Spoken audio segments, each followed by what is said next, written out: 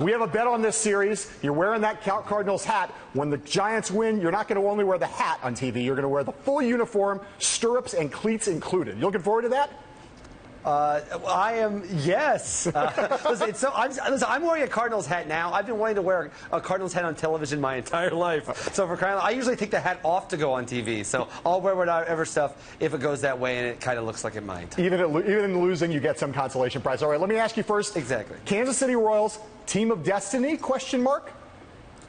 Yeah, it's certainly they can't really do anything wrong. Remember, they've won 8 in a row this postseason. They actually won their last 3 in 1985, the last time they made the postseason. So they're just spreading out all of their wins. It's really kind of crazy to think that this is a team. I talk to Royals fans, and they're like, we really lost like a lot of games this year. I know it looks impossible to beat us right now, yeah. But they are built for the postseason in a lot of ways. Particularly once you get to the 7th inning, it's if they're ahead, they've got you beat, and everything is kind of flying their way right now. All right, so the Orioles totally collapsed, lost 4 to the Royals. The Nationals totally collapsed in the face of the San Francisco Giants. Beltway baseball looks pretty bad, right? Or is that overstating the case? Well, certainly it's frustrating because this was pretty historically positive seasons for both teams, and the question is who's actually more hurt by what happened in the postseason. I tend to feel like it's about equal, just because they both kind of ran into these amazing postseason teams. Remember, the Giants had won 8 postseason games in a row coming into this year. Like, they are this incredible postseason as well. They both kind of ran into this buzzsaw. To me, if there's one that takes it harder, it's probably Orioles fans, just because they've had longer to suffer than Nationals fans have. But give the Nationals 10 to 15 years, and they'll get caught up. You had a great piece about the Nationals and the Orioles. It's in the archives at BloombergPolitics.com. Everyone I advise to go and read it.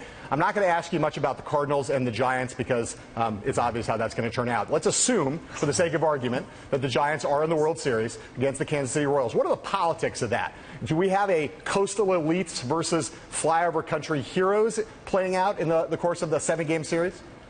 I feel maybe it's almost more establishment versus insurgent would probably be the way to look at that. The Giants, it's funny, the Cardinals have kind of been the team that people are sick of seeing this throughout the postseasons because they've made so many. But I know. Well, you get to beat us. But the Giants really are a team that they have this thing where this could be the 3rd time in the last 6 years they've won the World Series, all in even years. They've been here all the time. They've played so many postseason games. They have Bruce Bochy, who's basically putting a Hall of Fame resume together right now. And then you have the Royals, who no one even on the Royals seems to understand what's happening.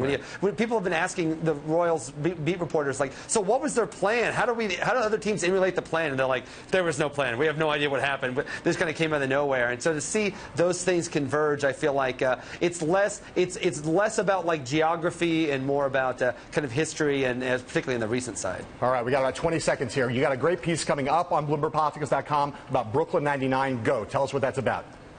Yeah, it's basically about how the notion, like, it's a very funny show, it's very well done, but it's a workplace comedy that's set at the NYPD, which is basically is historically the least popular it's ever been. And it's very strange to have like these very good-looking, young, wisecracking young people, NYPD officers. And I kind of argue that the show is eventually going to have to kind of acknowledge that cognitive dissonance. That's not really how the cops actually are. No, it's not. Not from my experience. Very nice people. I want no trouble, but not always so witty and slender and good-looking. Yeah, fabulous. Will Leach, you are awesome, and I'm not going to call you a loser yet. We'll get to that soon enough. Thank you.